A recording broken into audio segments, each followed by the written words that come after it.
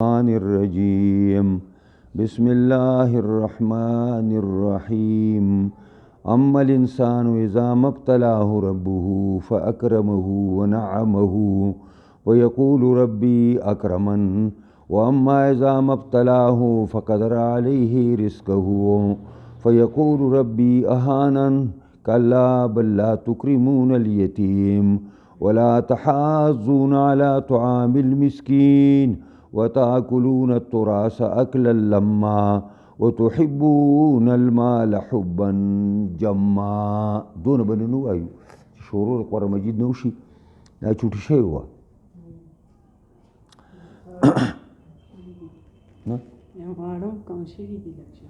نن واړه دنیا دی چوټي وا دابته چوټي وتلی کورون ته.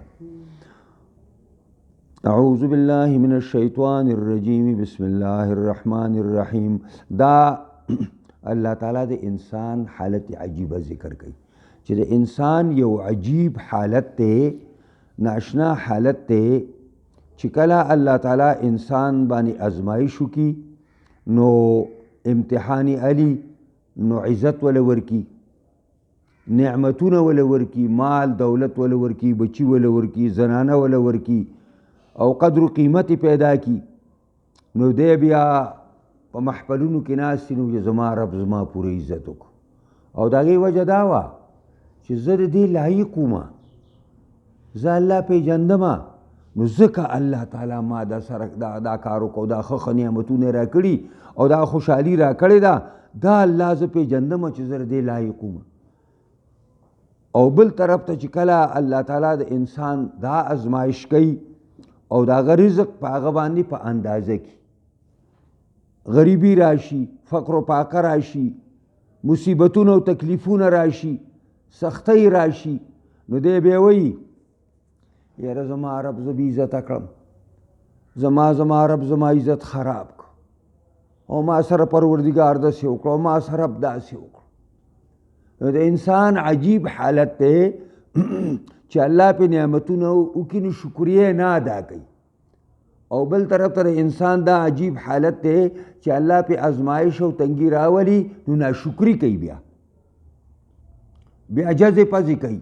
نو دا د انسان حالت عجیبه الله رب العزت ذکر کوي وایي فاما الانسانو هر چې انسان دی اذا ابتلاه ربه کله چې ازمایش وکړي په د باندې رب د رب په د امتحان راولي نو په اکرمه پس عزتمن کی دلرا عزت ولا ورکی ونعمه او بشمار نعمتونه الله په د باندې وکړي مال دولت بچی هر قسم اساسی هر قسم اسانی دا الله تعالی دل ورکی نو په یقول ربی اکرمن دی وی زما رب ز عزتمن کړم زما رب ز عزتمن کړم او دا ځکه عزتمن کړم چې الله تعالی په دې پوهیو چې زه د دې لایق وم.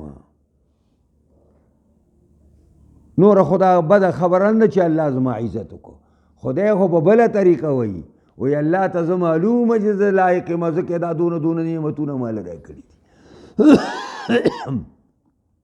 و اما اذا ما ابتلاه ربه هر چې دا چې ازمایش وکړي په انسان باندې پروردګار ده نو په قدر علیه رزقه په اندازه کې په د باندې روزي ده یعنی روزي ورته په اندازه کې یعنی کمې کې دی فقر و فاقه راولي عجزي او غریبي راولي بېکسي او بېسویي راولي دا قسم حالت په د باندې راشي نو په یقول ربي اهانن پس دی وایي زما رب زه بې عزته کړم.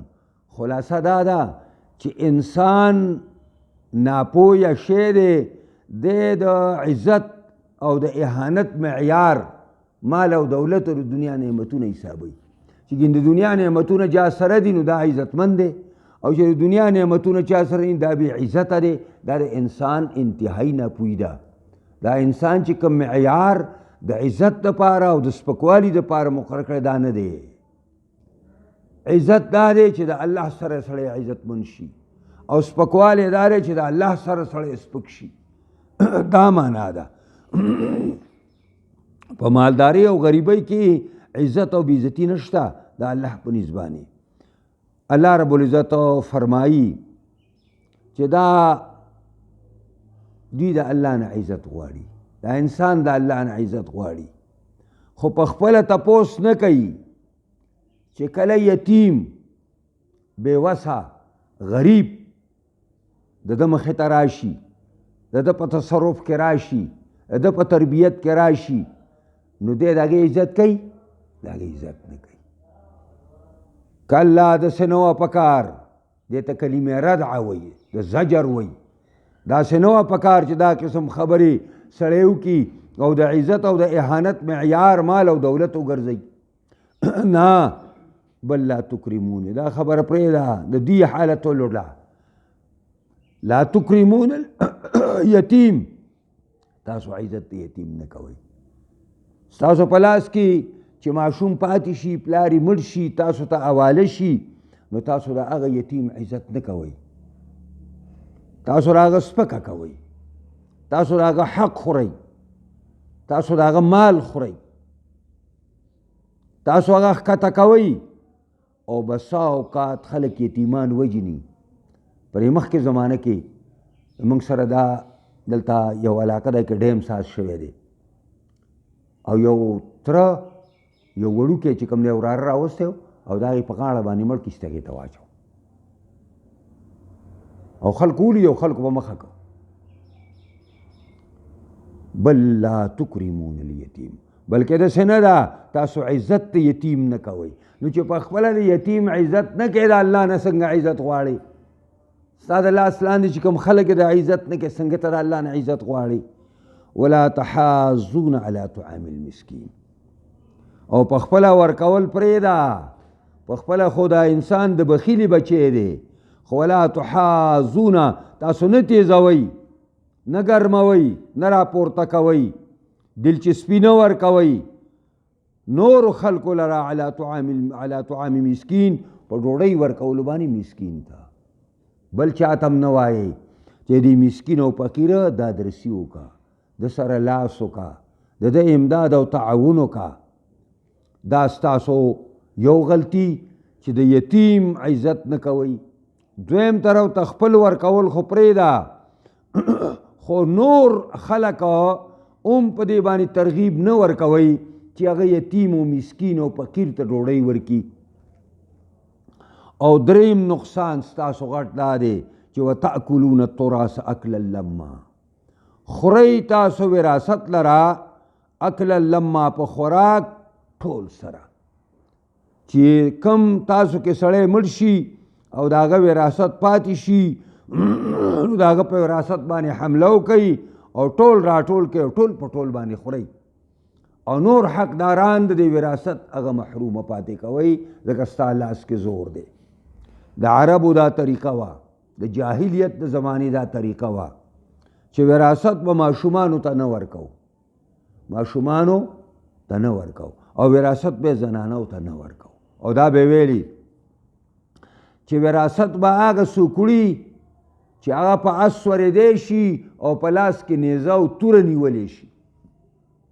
نو ماشوم خو په اس نشي سورېدی، ماشوم خو توره او نیزه په لاس کې نشي نیولی، اخو نشي نیولی. او زنانه هم دقسې ده، نو زنانه به محرومه کولی او ماشومان به د وراثت نه چې کوم دی محرومه کول. وتحبون المال حبا جما، او تاسو څلورم لوی نقصان په تاسو کې دا دی چې وتحبون المال، مینه کوئ د مال سره، حبا جما، په مینې کامل سره. یعنی بالکل دا مال تاسو سره دې سره داسې مینه کوئ، داسې محبت ور سره کوئ چې هغه پوره محبت دی، او پر دنیا باندې دومره ورسوري شوي یئ، و دنیا باندې دومره زړه ایښی دی چې الله درنه هېر شوی دی، آخرت نه هېر شوی دی، قبر درنه هېر شوی دی، او په قیامت کې قیامت درنه هېر شوی دی، او په قیامت کې حساب کتاب تاسو نه هېر شوی دی. وتحبون المال حبا جما، او مینه کوئ د مال سره، حبا مینه جما، مک ډیره زیاته، یعنی جمع په مدا تاکید دی، یعنی مینه زیاته ستاسو د مال سره، دونه زیاته مینه چې الله دنه په دې کې ایر شوی دی، آخرت ایر شوی دی، قبر ایر شوی دی. انشاءالله بیا به سبا له مخکې وایو.